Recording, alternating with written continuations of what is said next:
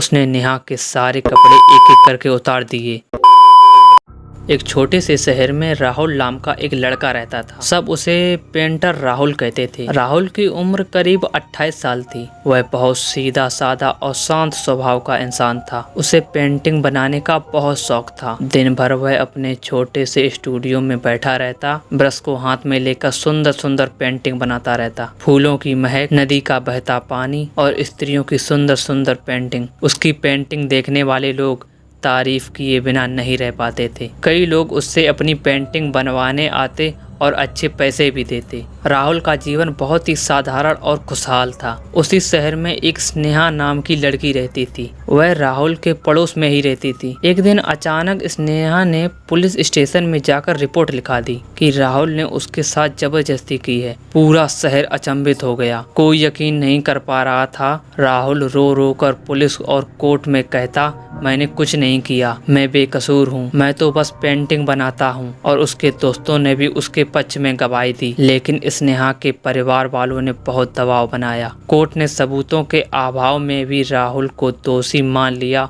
और उसे 2 साल की जेल की सजा सुना दी। जेल की जिंदगी राहुल के लिए नर्क बन गई थी। अंदर जेल की मार, गालियाँ, अंधेरी कोठी और भयानक अकेलापन। दिन रात वह एक ही बात सोचता, स्नेहा ने झूठ बोला, उसने मेरी पूरी जिंदगी बर्बाद कर दी, मैंने कभी किसी को छुआ तक नहीं। वह अक्सर अकेले में बैठकर बदले की योजनाएं बनाने लगा। नींद नहीं आती, आंखें बंद करते ही स्नेहा का चेहरा याद आ जाता। आखिरकार 2 साल बाद राहुल जेल से छूट गया, लेकिन अब वह पहले वाला राहुल नहीं रहा था। उसकी आंखों में नरमी खत्म हो गई थी। अब उसमें सिर्फ गुस्सा और बदले लेने की आग जल रही थी। उसने अपना पुराना घर बेच दिया, शहर छोड़ दिया और कहीं दूर चला गया। एक सुनसान इलाके में छिप गया और महीनों तक अपना प्लान तैयार करता रहा। एक शाम स्नेहा ऑफिस से देर लौट रही थी। रास्ता सुनसान था। अचानक राहुल ने उसके पीछे से आकर मुंह में कपड़ा दबा दिया।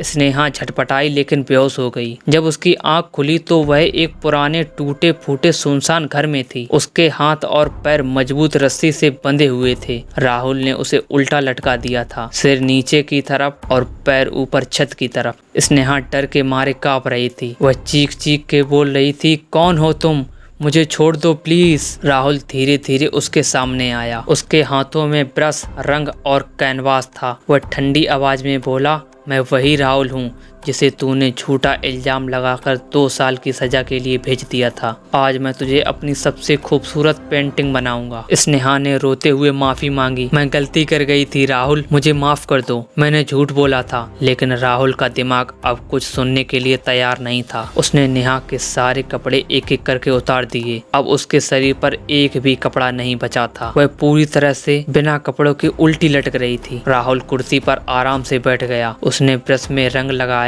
और पेंटिंग शुरू कर दी। वह स्नेहा के शरीर के हर हिस्से को ध्यान से देखता, हर रेखा, हर छाया को कैनवास पर उतारता। पूरी रात भर वह पेंटिंग करता रहा। स्नेहा दर्द और शर्म के मारे रोती रही। जब वह थककर बेहोश हो जाती, राहुल पानी डालकर उसे होश में लाता और कहता, अभी मत सोना, पेंटिंग अभी पूरी नहीं हुई। सुबह होते होते पेंटिंग बनकर तैयार हो गई। राहुल ने कैनवास को स्नेहा के ठीक सामने रख दिया। पेंटिंग में स्नेहा बिल्कुल वैसी ही दिख रही थी, उल्टी लटकी हुई, बिना कपड़ों के, डरी और रोती हुई। राहुल मुस्कुराया, देखो कितनी खूबसूरत पेंटिंग बनी है। फिर उसने जेब से तेज चाकू निकाला। स्नेहा की आंखें फट गईं। वह जोर जोर से चीखने लगी, नहीं राहुल प्लीज मत करो, मुझे मत मारो। लेकिन राहुल ने कुछ नहीं सुना। उसने चाकू से स्नेहा के निजी अंगों पर बार बार गहरे घाव कर दिए। चाकू अंदर बाहर होता रहा और खून की तेज धार बहने लगी। स्नेहा दर्द से चीख रही थी। उसका शरीर जोर जोर से कांप रहा था। धीरे धीरे उसकी चीखें कमजोर होती गईं। आखिर में उसका शरीर थरथराकर शांत हो गया। स्नेहा की सांसें रुक गईं, वो मर चुकी थी। राहुल ने चाकू पर से अपने सारे निशान साफ कर दिए। ब्रश, प्लेट और बाकी का सामान भी अच्छे से साफ कर दिया। फिर वह घर के पीछे वाले रास्ते से छुपकर भाग गया। कुछ घंटों बाद पुलिस पहुंची। स्नेहा का नंगा खून से सना हुआ शरीर उल्टा लटक रहा था। पूरा मंजर देखकर पुलिस वाले भी सिहर गए।